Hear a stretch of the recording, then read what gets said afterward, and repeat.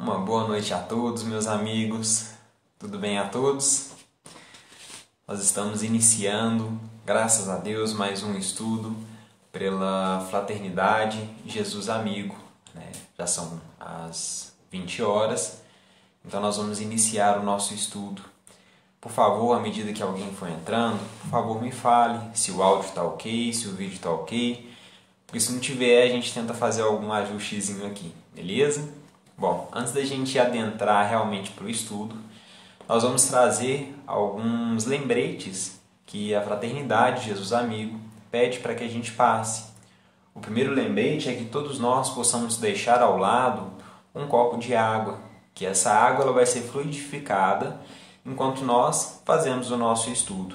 O segundo lembrete é que todos os dias nós estamos aqui no canal do Facebook fazendo lives. 9 horas da manhã nós fazemos o estudo do livro Fonte Viva em sequência, e às 20 horas da noite, que no caso é o estudo de agora, nós fazemos uma reflexão sobre o Evangelho segundo o Espiritismo, também seguindo por sequência.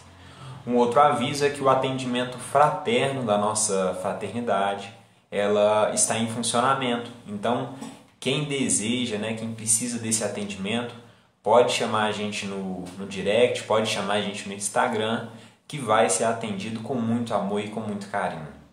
E um último aviso é que o ESG também está ativo, né? Ela é toda quinta-feira às 19h30, ainda tem vaga. Então quem também tiver vontade de participar do nosso ESG, que é o estudo sistematizado da doutrina espírita, também é só chamar a gente no chat que a gente arruma um jeitinho de colocar também, beleza?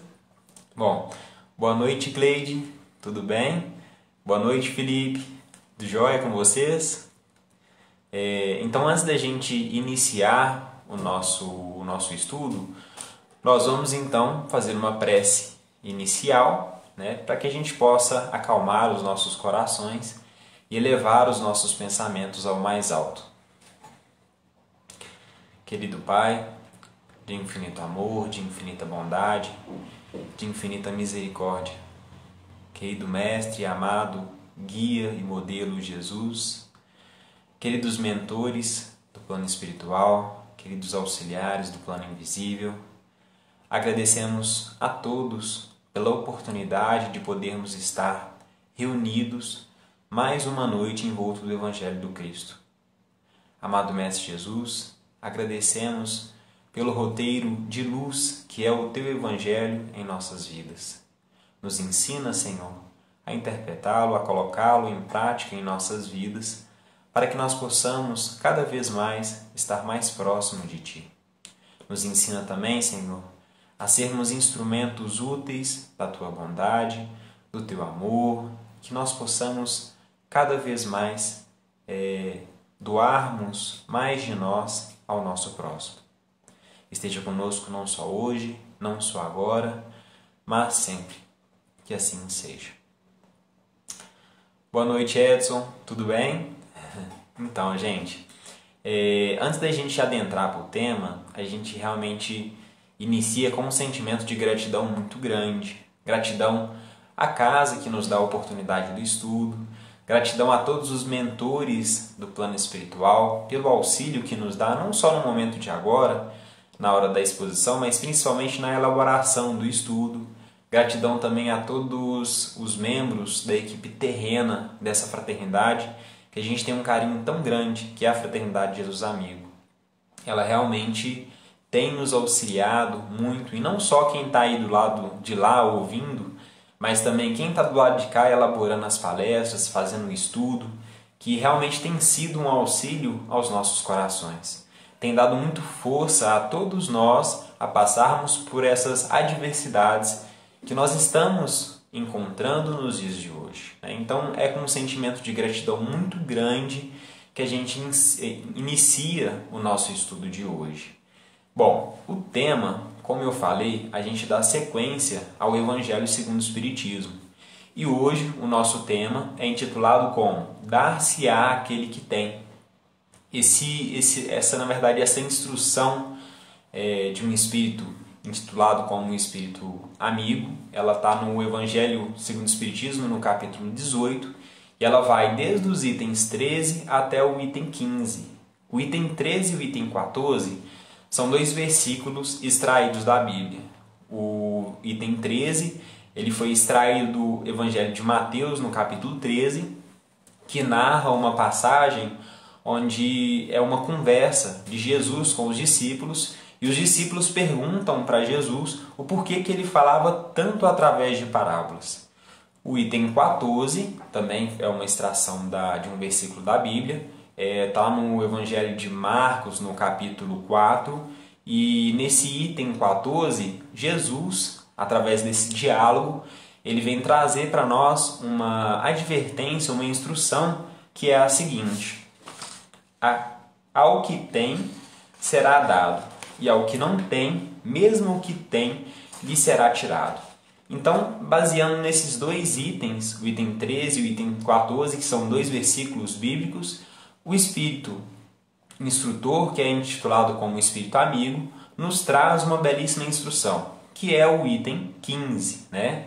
Então, ele inicia essa instrução, e falando desse que é intitulado como Dar-se-á aquele que tem, ele inicia nos falando do grande senso de injustiça que é gerado em nós quando nós ouvimos essa máxima, quando nós ouvimos essas instruções ou essa advertência, né? E realmente dá, porque muitos de nós, quando ouve dar-se-á aquele que tem e daquele que não tem será retirado, nós imaginamos pelo ponto de vista material, né? E é automático, cria em nós um senso de injustiça. Porque tanto os ensinos do Cristo, tanto quanto os ensinos que a doutrina espírita traz para nós, é que nós possamos ter compaixão, principalmente para aquele que tem menos, né? Então, realmente, de primeiro ponto, quando a gente tem o primeiro contato com esse ensinamento, a gente estranha. A gente acha que existe aí uma certa injustiça por detrás desse ensinamento. Então, para a gente compreender um pouco mais sobre esse ensinamento, sobre essa advertência do Cristo, nós temos que entender um pouco mais o porquê que realmente o Cristo falava tanto por parábolas, o porquê que o Cristo falava tanto através de figuras de linguagem, né? E para a gente entender isso, a gente tem que entender também quem que era o público do Cristo, quem que realmente ouvia as suas palavras, quem que ouvia as suas falas, as suas narrativas, para a gente poder entender o porquê que o Cristo usava tanto das parábolas, né? Quando nós falamos de estágio evolutivo, muitos de nós, quando perguntado a qual estágio evolutivo que nós estamos, falam que a Terra está em um processo de transição, partindo de um mundo de provas e expiações, indo para um planeta de regeneração, de retificação.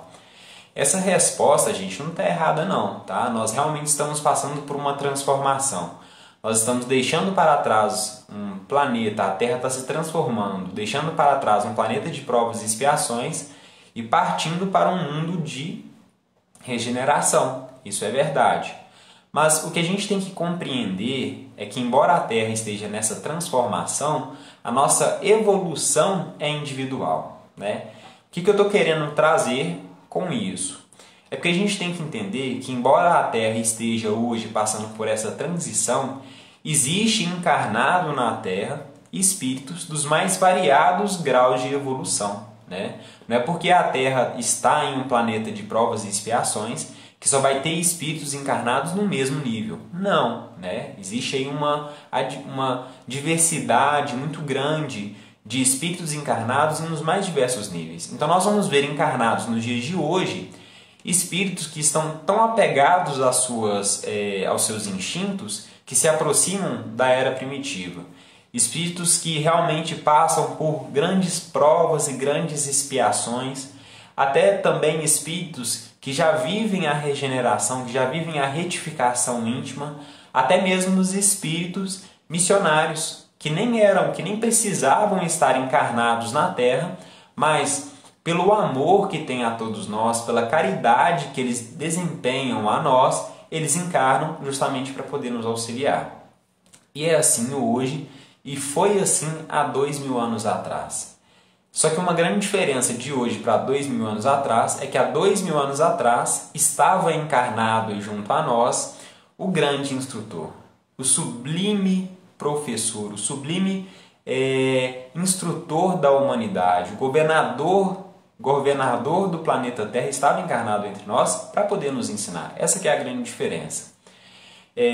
Se hoje nós já nos achamos tão distantes da perfeição do Cristo, imagina 2000 anos atrás, quando nós tínhamos 2000 anos a menos de instrução, 2000 anos a menos de experiência. Né? A gente sabe que a evolução se dá com o tempo. Né? Então, há 2000 anos atrás, nós éramos um pouco mais ignorantes ainda. Se hoje já é tão, muitas das vezes, difícil de entender as falas, os ensinos do Cristo, imagina só isso há 2000 anos atrás. Né? Nós sabemos que o Cristo é perfeito e Ele sabe de tudo, Ele sabe de todas as coisas. E nós ainda temos muitas dificuldades para poder assimilar o que Ele falava. Então, para poder falar, instruir de uma forma acessível, diante da diversidade de espíritos ali que era o seu público, o Cristo usava da parábola. Né? A gente, quando, por exemplo, tem que instruir alguma criança, muitas das vezes a gente conta a história, não é assim? O Cristo, então, diante da nossa infantilidade espiritual, Ele conta histórias para nós. Ele conta histórias, só que com um fundo moral, um fundo intelectual, espiritual muito profundo. Então, o que seria a parábola?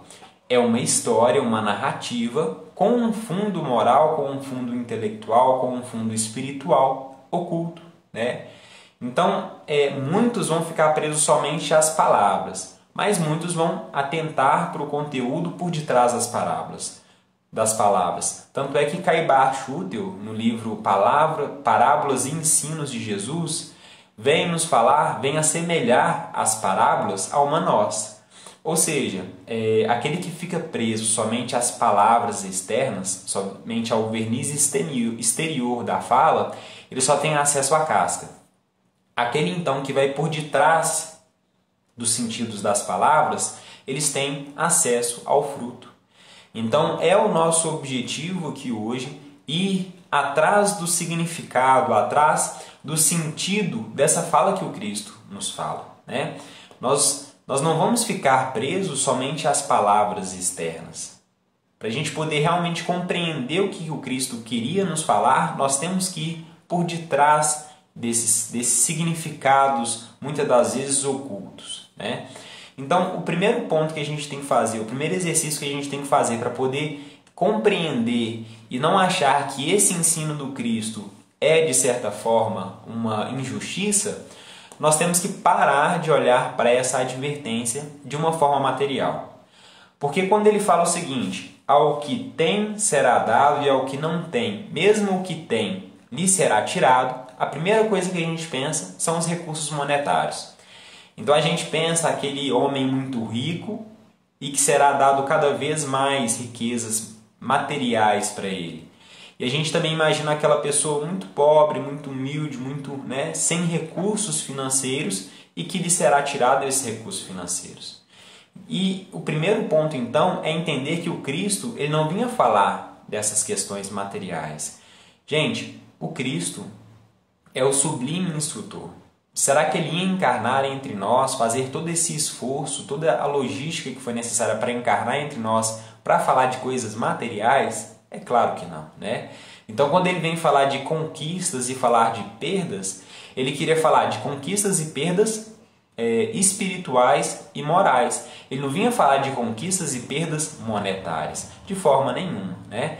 Então, partindo para esse ponto, é entender que o Cristo nos falava de coisas morais, de coisas espirituais, a gente tem que fazer uma reflexão.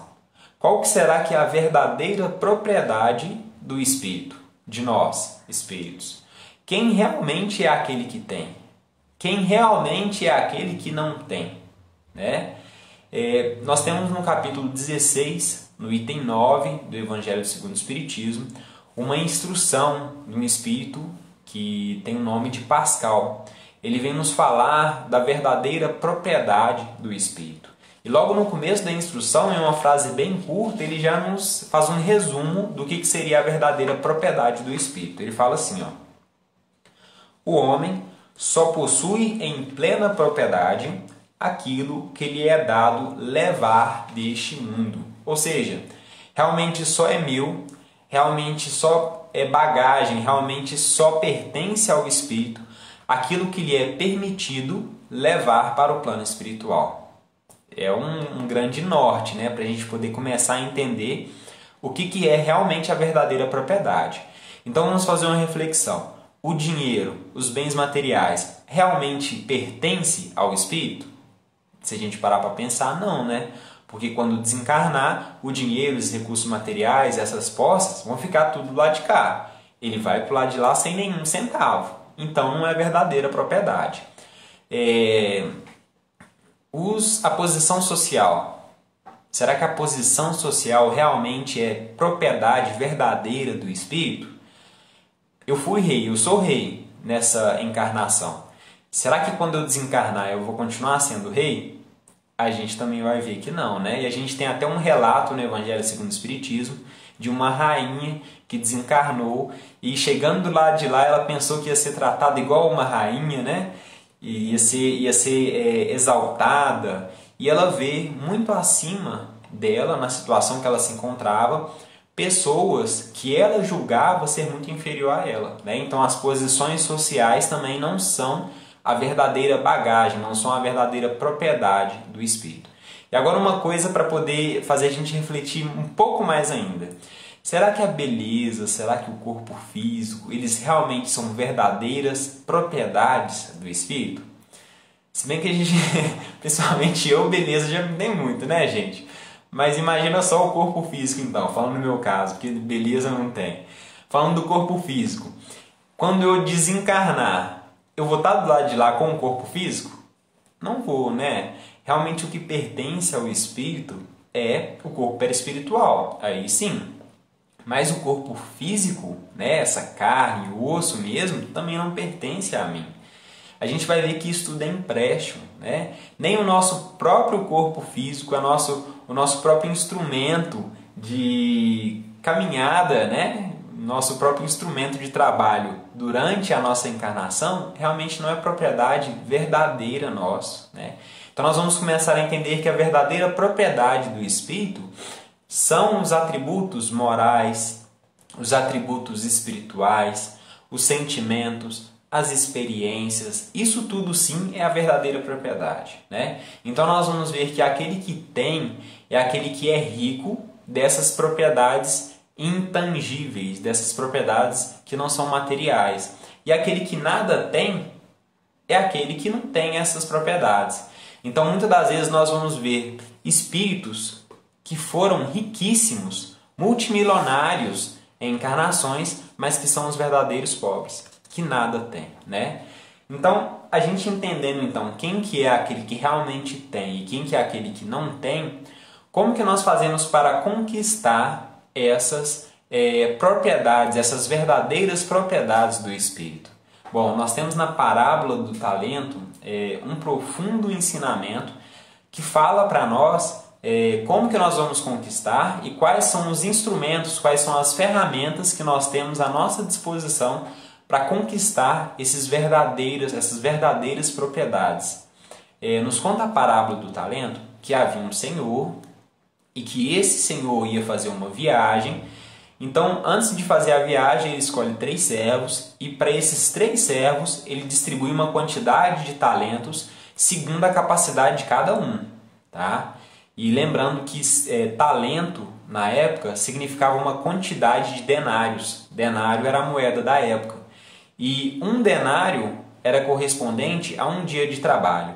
Quando a gente fala um talento, a gente pensa que é pouca coisa. Mas um talento significava 6.000 denários. Ou seja, um talento significava 6.000 dias trabalhados no campo. Não era pouca coisa. Então, diante desses 3 servos, para o primeiro, ele dá, né? Ele empresta 5 talentos. Para o segundo, ele coloca para poder administrar 2 talentos. e para o terceiro ele coloca, para poder administrar, um talento. Então ele vai e faz a viagem. Então enquanto ele está fazendo a viagem, os servos que ficaram começam a trabalhar os seus talentos. O primeiro tinha 5 talentos, trabalhou o seu talento e ganhou mais 5, multiplicou os seus talentos. O segundo tinha ganhado 2 talentos, colocou seus talentos para poder trabalhar e adquiriu mais 2 talentos.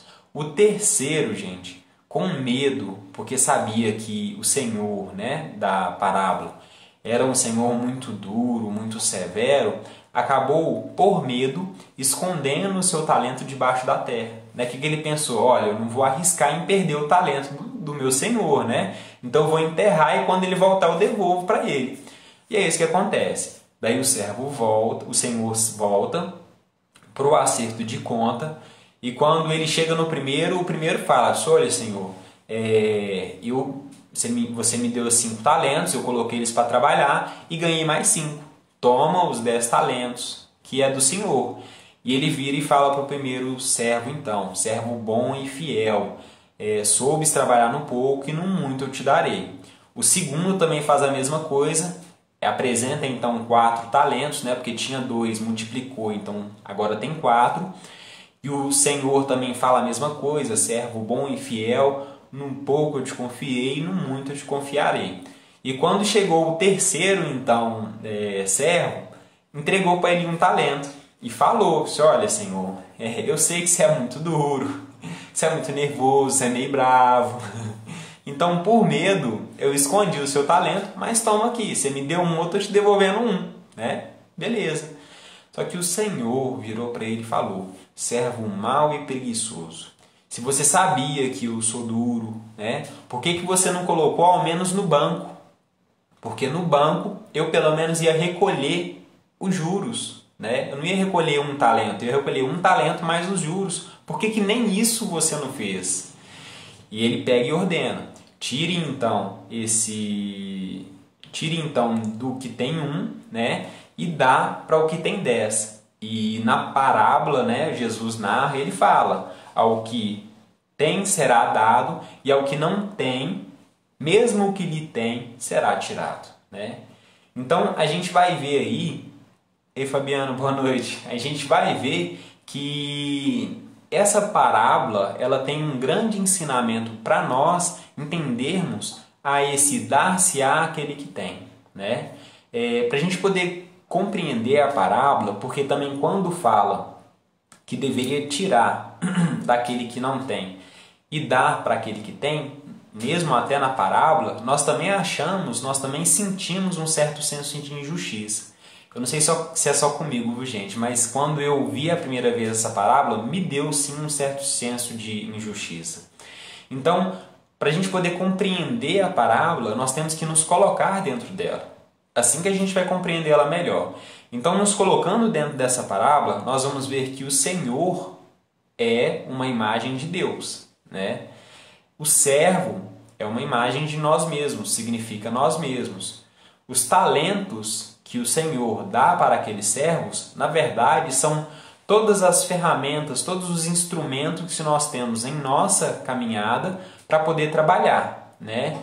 E o tempo em que o Senhor viaja e depois retorna é o tempo da nossa encarnação. Então, e outra coisa também que a gente tem que compreender, até anotei ali, é a questão da capacidade, tá? Quando a gente fala que o Senhor deu 5 para um, 2 para outro e 1 para outro, nós também achamos que o Senhor ele foi, de certa forma, parcial, né? Ele escolheu porque gostava mais de um, gostava menos de outro. Não é, ele não dividiu dessa forma porque ele foi parcial. Na verdade, ele dividiu dessa forma porque sabia da capacidade de cada um, de cada ser, de cada servo. Da mesma forma também Deus, quando nos dá uma quantidade de talentos, Ele sabe da nossa capacidade de administrar esses talentos. E o que são os talentos? Pode ser a riqueza, a prova da riqueza? Pode, né? Esse é um dos talentos. Mas também pode ser a beleza, pode ser o tempo, né? Uma pessoa que tem muito tempo. Pode ser também a saúde, né? Então tudo isso é talento. Só que a gente não pode confundir talento com verdadeira propriedade, tá? Os talentos não são a nossa verdadeira propriedade. Isso a gente tem que ficar claro. Os talentos são as ferramentas, os instrumentos para que nós possamos adquirir a verdadeira propriedade, né? Então, como que ocorre a multiplicação? Como que a gente faz a multiplicação? Como que a gente angaria realmente a verdadeira propriedade? Muitos de nós, gente, não conseguem realmente efetivar essa multiplicação, né? Então vamos imaginar duas pessoas que receberam o mesmo talento. Por exemplo, o talento da riqueza, que é mais fácil da gente assemelhar, né? Que a gente ainda é muito material, então a gente pensa logo em riqueza, em bens monetários. Vamos imaginar duas pessoas que receberam a prova da riqueza. Vamos imaginar que a primeira, ela recebeu a prova da riqueza, tá aí com os recursos monetários em mão, e colocou esse recurso para poder trabalhar. Então ela fundou vários aí, porque era muito rica, fundou então vários centros de assistência social, ela investiu o dinheiro na educação, ela trouxe melhorias para a sociedade, ela deu empregos, então ela fez um tanto de benefício, ela trouxe um tanto de benefício à sociedade. Essa é a primeira pessoa. Agora vamos imaginar uma segunda pessoa que recebeu o mesmo talento, a riqueza, recebeu o mesmo tanto de dinheiro. Essa segunda pessoa, ela só se preocupou em multiplicar monetariamente esses recursos. Então chegou no final da existência, ela estava muito mais rica do que a primeira, em questão monetária. Ela só preocupava em satisfazer o seu egoísmo, o seu orgulho, só preocupava em multiplicar para poder satisfazer as suas vontades próprias. Mas não dava nem sequer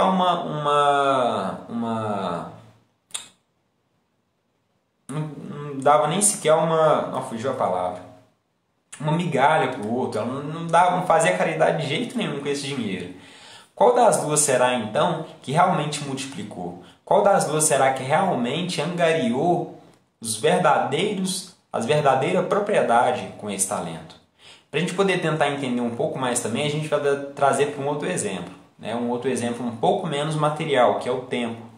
Vamos imaginar duas pessoas que também tiveram um tempo à sua disposição. A primeira pessoa usou do tempo para o bem da sociedade.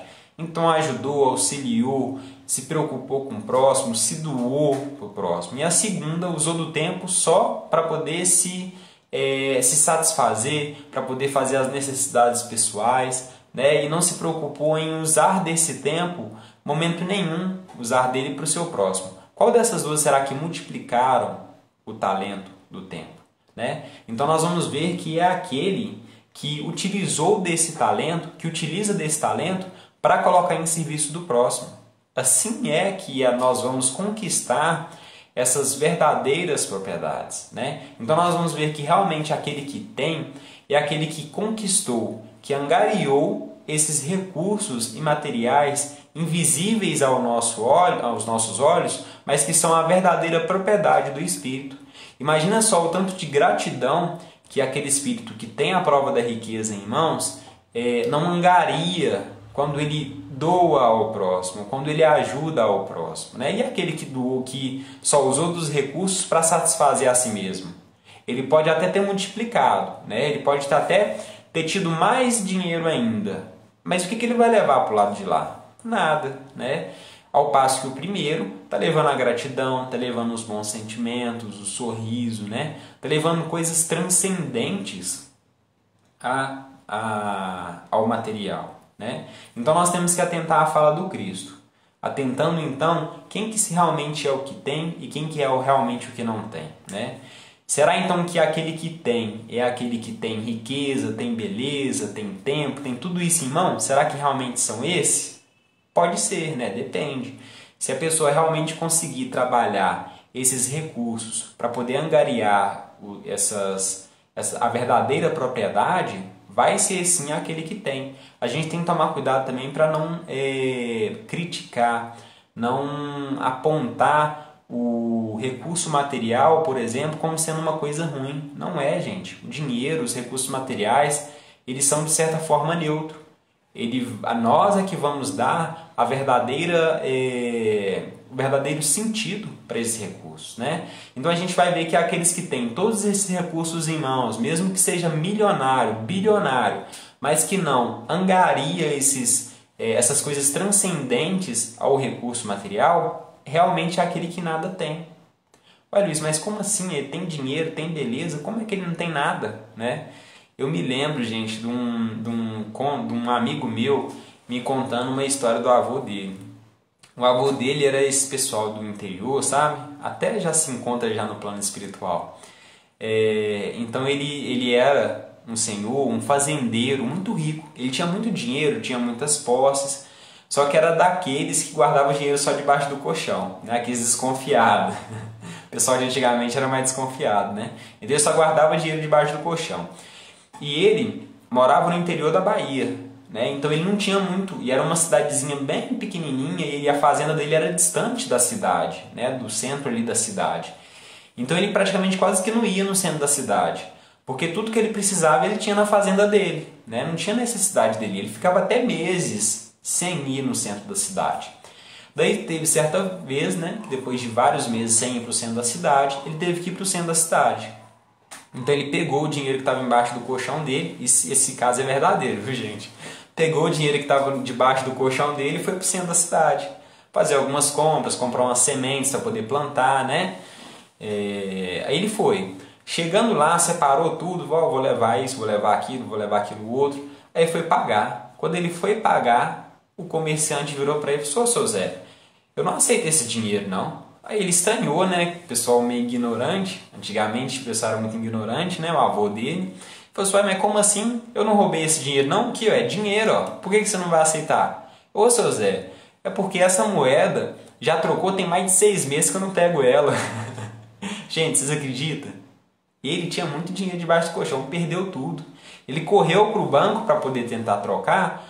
Não tinha mais validade. Tinha passado do prazo já de trocar a moeda. Ou seja, ele perdeu tudo. O que valia esse dinheiro? Por que eu estou contando esse caso? Por que me lembrou esse caso? Nós, gente, quando desencarnarmos, né, nós temos que atentar para qual moeda que nós estamos levando. Porque a moeda vai ser trocada. Quando a gente se encontrar do lado de lá da vida, no plano espiritual, não vai ser perguntado para nós quanto de dinheiro que a gente teve, se a gente era bonito, né? Se a gente não vai ser perguntado essas coisas, o que a gente era, não. Vai ser perguntado para nós o que a gente fez, né? Essa que é a moeda que vai valer lá no plano espiritual. Não é o que a gente teve, né? Não é o que a gente foi, não. É o que a gente fez, né? Então nós temos que entender e ficar atentos para a conquista da verdadeira propriedade. Tanto é que o Cristo, quando ele vem falar aquele que tem, ele estava se referindo àquele que tem a verdadeira propriedade, né? Então quando a gente começa a entender isso, começa a ficar um pouco mais justo. Realmente fica mais justo, porque vamos reler o que o Cristo nos fala.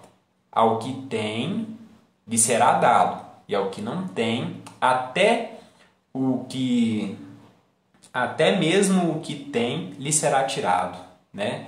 Ou seja, aquele que colocou os seus talentos para poder trabalhar e angariar e fazer bem para o próximo, realmente merece receber mais. E aquele que só soube usar dos seus talentos para si mesmo, para satisfazer o seu orgulho, o seu egoísmo, esse realmente merece ser tirado até aquilo que ele tem, né? Um outro ponto também que a gente tem que entender é sobre isso, retirar do que nada tem. Porque imagina só, uma pessoa que nada tem. Como é que você vai tirar algo de uma pessoa que nada tem? Então a gente vai ver que Deus ele não retira nada que realmente é nosso. É nós que muitas das vezes não sabemos multiplicar esses talentos que nos foi confiados, né? A gente vai ver então que Deus ele empresta à criatura esses talentos. Empresta a riqueza, empresta a beleza, empresta as posses, né? As posições sociais. Para quê? Para que com esses talentos a criatura multiplique. Então quando a pessoa ela desencarna, ela fica presa muito à posse, muito presa ao dinheiro, ela acha que tinha, né, dinheiro, mas não tinha. O dinheiro não era dela. Então por isso que fala que aquele que não tem, até o que tem lhe será tirado, né? Porque ele achava que tinha posse, ele achava que tinha dinheiro, ele achava que ele era um rei, mas até isso vai ser tirado porque não era dele, né? Vamos imaginar um um homem chega para nós, né, e fala assim, olha, eu tenho um terreno e tem algumas sementes, eu vou fazer uma viagem, vai você lá e pode usar o terreno e pode usar a semente à vontade, tá? Mas quando eu voltar, eu não quero saber o que você fez, o que você deixou de fazer, quanto que você produziu, mas eu quero o meu terreno e as minhas sementes. Aí ele vai embora. 60 anos depois ele volta, né? E fala, assim, olha, o que você produziu é seu, pode ficar para você, tá? Mas o meu terreno e as minhas sementes eu quero de volta. Muitos de nós ainda saem de lá devendo semente, né? E é o que acontece em nossas encarnações. Deus dá a nós o terreno, dá a nós a semente, dá a nós a oportunidade de estarmos encarnados. A gente encarna, recebe aí vários talentos, né? A riqueza, a beleza, a saúde, mas não sabe utilizar. E muitas das vezes desencarna devendo mais, né? Devendo ainda mais do que quando encarnou. Né? Então é um ponto que a gente tem que entender e compreender e realmente pensar e refletir para a gente poder compreender que realmente se nós não cultivarmos esses tesouros imateriais, esses recursos, essas verdadeiras posses, até o que a gente acha que era nosso vai ser tirado de nós. Então como que a gente vai adquirir essa verdadeira posse, né? O Espírito Instrutor que nos traz esses ensinamentos, ele vem trazer lá no último parágrafo a caridade. Ele vem falar com nós que a caridade é o maior instrumento para que nós possamos realmente adquirir a verdadeira posse. Então, unindo então a caridade com esses talentos que nós vemos que Deus nos dá, que empresta a nós para que a gente angarie esses recursos imateriais, esses recursos verdadeiros, nós vamos ver que a união da caridade com esses talentos, que é a doação dos meus talentos em prol, em bem do próximo, vai me trazer cada vez mais a conquista dessas verdadeiras posses, que são a gratidão, os sentimentos, as experiências que nós vamos viver, né? Então, todos os bons sentimentos, tanto nós para o nosso próximo, tanto quanto do próximo para com nós, porque eu posso ser um milionário, né? Mas eu posso ser uma pessoa que nada tem. Por quê? Fui um milionário, mas eu não soube realmente cativar nenhum sorriso sincero, eu não soube cativar nenhum sentimento sincero, né? Então, se não tiver caridade, como nos diz Paulo aos Coríntios, eu posso ter todo o ouro do mundo, se eu não tiver a caridade, nada eu terei. Eu posso falar a língua dos anjos e todas as línguas dos homens, se eu não tiver a caridade, eu sou como um sino que soa, um metal que tine, né? Então eu faço barulho, mas eu não falo nada, né? Mais ou menos isso. E exemplos, gente, a gente tem diversos, que usaram realmente dos seus talentos, que usaram das suas encarnações em prol do próximo. Claro que os exemplos são muitos, e principalmente aqueles que nós temos uma admiração muito grande, é o nosso caro Dr. Bezerra de Menezes. O Dr. Bezerra, ele dedicou, assim também como o nosso querido Chico, eles dedicaram as suas vidas, os seus talentos em prol do próximo. Nos conta um caso do Dr. Bezerra de Menezes, e ele, enquanto encarnado, era médico e era conhecido como médico dos pobres, né? Nos conta um caso que certo dia ele foi atender uma senhora, e essa senhora, na verdade, queria que ele atendesse a criança. Então ela levou a criança, né, ao consultório dele, e o Dr. Bezerra de Menezes então examina e diagnostica a criança. E ele então fala o que a criança tem e prescreve uns remédios para ela.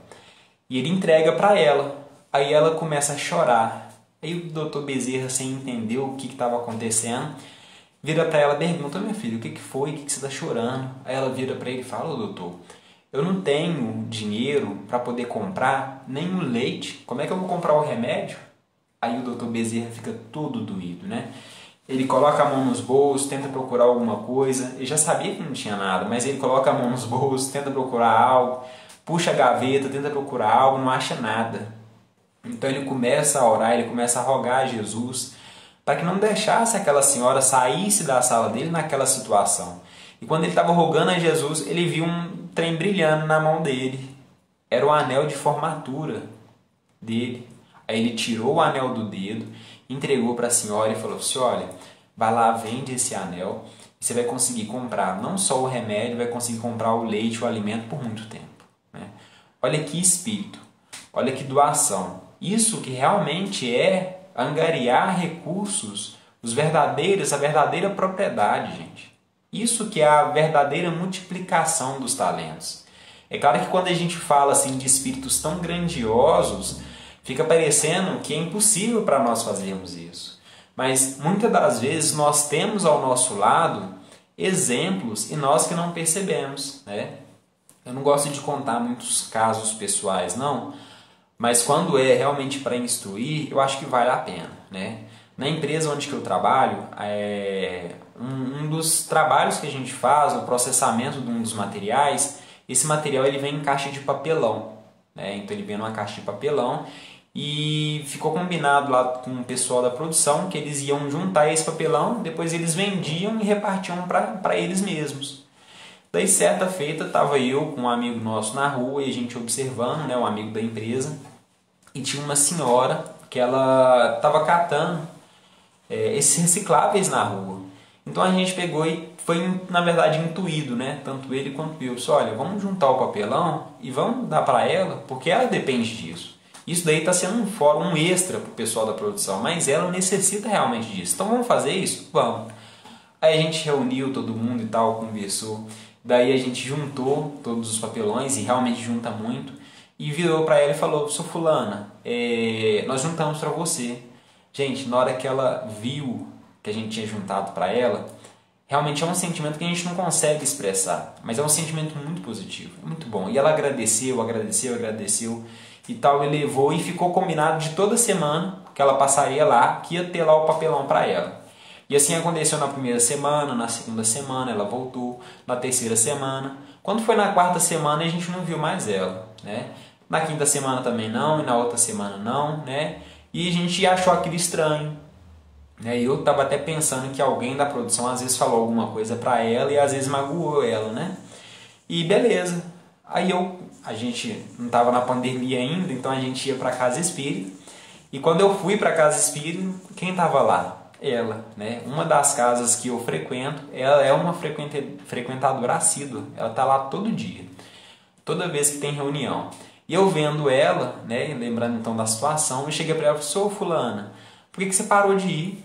Né? Volta, tá lá para você.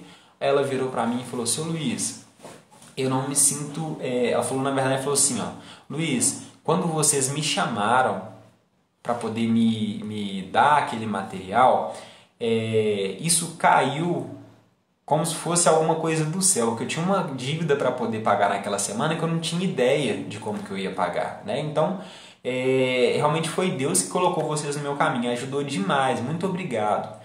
Mas eu não me sinto à vontade, eu não me sinto bem sendo a escolhida de vocês. Sabe por quê? Porque eu não sou melhor que ninguém. Da mesma forma que eu estou na rua catando papelão, existem vários outros que estão na mesma situação e que dependem do papelão. Então eu não me sinto bem sendo ela falou uma outra palavra, sendo como se fosse a exclusiva de vocês, né? Gente, na hora que ela falou isso, diante da minha capenguice espiritual, sem entender nada do que ela estava falando, eu disse, não, mas fulana, como é que você faz isso? Não é seu, pode ir, e ainda sem entender, né, gente? É seu, pode ir, né? Falando com ela, tentando convencer ela, ela virou para o Luiz, faz o seguinte então, vocês vão pegar esse material e vão colocar na porta da empresa de vocês. Coloca lá na porta. Se for para mim pegar, eu vou passar na hora e vou conseguir achar. Se não for a minha vez de pegar, vai passar outro antes e vai conseguir pegar, né? Olha que exemplo, gente. Olha que pessoa, né? Quando a gente olha, né, vê a situação dela, a gente pensa que talvez ela não tenha muitos talentos materiais visíveis ao olho nu. Mas é um ser, né, de uma grandeza espiritual que abre mão do seu para poder pensar no próximo. Isso é a verdadeira aquisição de bens imortais, de bens transcendentes à matéria. É a verdadeira aquisição da verdadeira propriedade do espírito. Então essa lição de hoje, esse tema de hoje, vem nos chamar a refletir para a conquista das nossas verdadeiras propriedades. Porque aquele que tem a verdadeira propriedade, a espiritualidade, Deus, Jesus, vai interceder cada vez mais em favor daquele. E aquele que nada tem, que teve vários talentos para poder trabalhar, que tem muitas riquezas, tem muita saúde, tem muita beleza, mas que na verdade não tem a verdadeira propriedade, até aquilo que ele achava que tem, que é a riqueza, que é a beleza, que é a saúde, vai ser tirado dele, né? Então essa lição, esse tema de hoje, nos chama a refletir isso. E nos chama a pensar pela caridade. Mas não a caridade de muitas das vezes achar que caridade é doar um dinheiro, é doar recurso, é doar às vezes um prato, né, de comida. Também é. Não tem coisa melhor para aquele que está faminto receber um prato de comida, é muito importante. Mas lembremos que a caridade é a benevolência, indulgência e perdão, né? Isso é primordial dentro dos nossos próprios lares. Dentro dos nossos próprios lares é que estão os maiores, né, empecilhos, não empecilhos, mas os maiores obstáculos, os maiores desafios das nossas encarnações. Estamos ao lado de espíritos que, embora a gente ache que conviveu com eles só nessa encarnação, são espíritos que nós convivemos há milênios, né? Então nós temos que entender que a verdadeira caridade, que é a indulgência, que é o perdão, que é querer o bem do próximo, é um instrumento, é uma ferramenta, né, de precisão incrível para a gente poder adquirir essas verdadeiras propriedades. E nos lembremos que cada vez que a gente adquirir cada vez mais essas verdadeiras propriedades, mais será colocado em nosso caminho formas e instrumentos para que a gente possa angariar cada vez mais, né? Cada vez que a gente ajuda o próximo, a espiritualidade atenta a nós, olha para nós, para que a gente possa continuar ajudando cada vez mais. E aquele que se perde ao orgulho, ao egoísmo, à satisfação do próprio eu, acaba se perdendo, né? A espiritualidade não vai conseguir sintonizar com ele.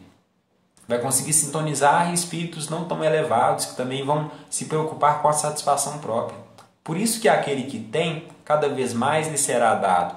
E aquele que não tem, até o que ele pensa que tem, lhe será tirado. Meus queridos amigos, muito obrigado pela atenção de todos. Muito obrigado pelo carinho, né, pela caridade aí de nos escutar. E nós vamos então fazer uma prece final para a gente poder encerrar o nosso estudo, tá? Querido Pai, de infinito amor, de infinita bondade, amado Mestre Jesus, espiritualidade amiga, queremos agradecer a oportunidade de estarmos juntos, de estarmos reunidos mais uma vez e mais uma noite. Que possa nos auxiliar, Senhor, a nos instruir, que possa fazer de cada um de nós instrumentos úteis da Tua bondade e do Teu amor. Que nós possamos nos atentar aos verdadeiros recursos do nosso espírito, que nós não nos iludemos nas questões materiais, nas questões transitórias, que nós possamos abrir os olhos para a verdadeira essência que o Cristo vem nos ensinar há 2000 anos. Esteja conosco, amado Mestre Jesus, espiritualidade amiga, nos ensinando, nos instruindo, não só hoje, não só agora, mas sempre. Que assim seja. Uma boa noite a todos, amigos. Até a próxima. Fiquem com Deus.